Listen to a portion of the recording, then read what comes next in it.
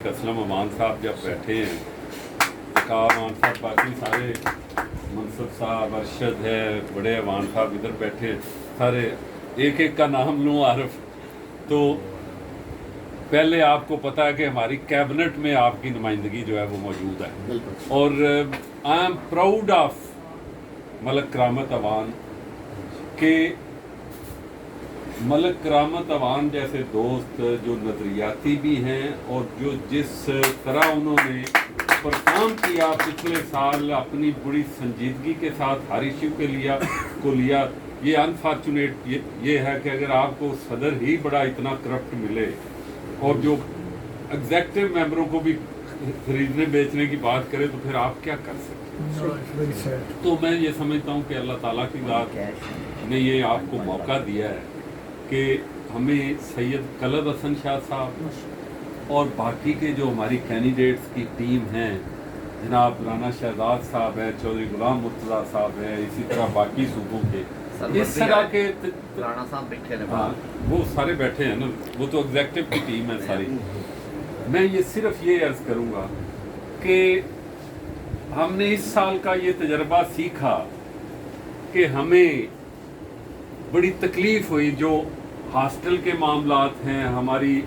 Housing colony के जो मामलात हैं, जिस तरह वो चले और आपस में जो कोऑर्डिनेशन नहीं रही, उससे तकरीबन हमारी कम्युनिटी का बहुत ज़्यादा नुकसान है।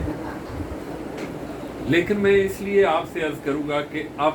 शाह साहब हमारी टीम के कैप्टन हैं, सैयद कलब हसन शाह साहब, जिसके लिए मैं समझता हूँ कि आज का ये इज्तिमा जो है जिसमें हमारे बड़े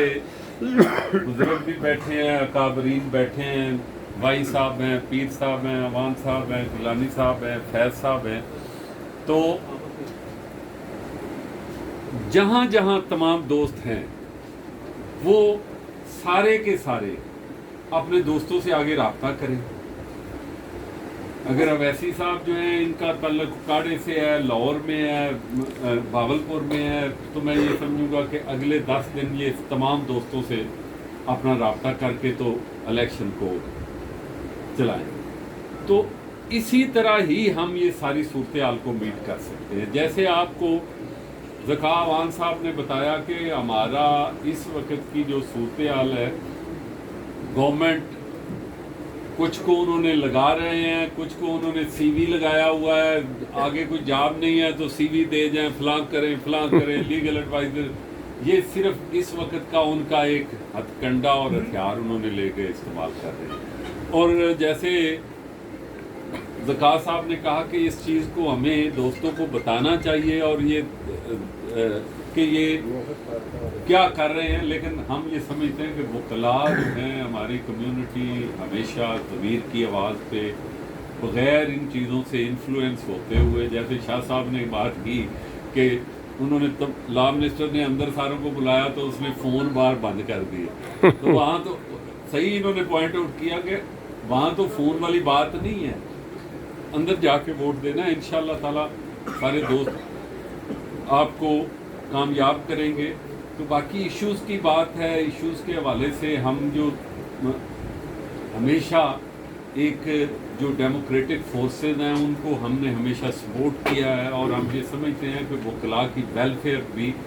हमारे ही ग्रुप का खासा रहा है। वो हाँ ये पंजाब बार कौंसिल का दफ्तर हो, तो मैं ये सिर्फ अर्ज़ कर दूं कि ये 13 फेन रोड से एक साल में मैंने बतौर वाइस चेयरमैन 3 मंजिला बिल्डिंग ये बना सके। मियाँ इसरार साहब हमारे साथ ही प्रेसिडेंट के हुए, उन्होंने वेलफेयर के हवाले से जितना वो कर सकते थे उन्होंने ये डायग्नोस्टिक सेंटर फलां जो सबसे बड़ी हमारी सुप्रीम कोर्ट बार एसोसिएशन के मोहतरमा आसमा जहांगीर ने ये एक प्लाट जो है वो आप कह लें कि 7-8 अरब का प्लाट है आज वो बहुत बड़ी ये बहुत बड़ा काम था। और फिर उसके ऊपर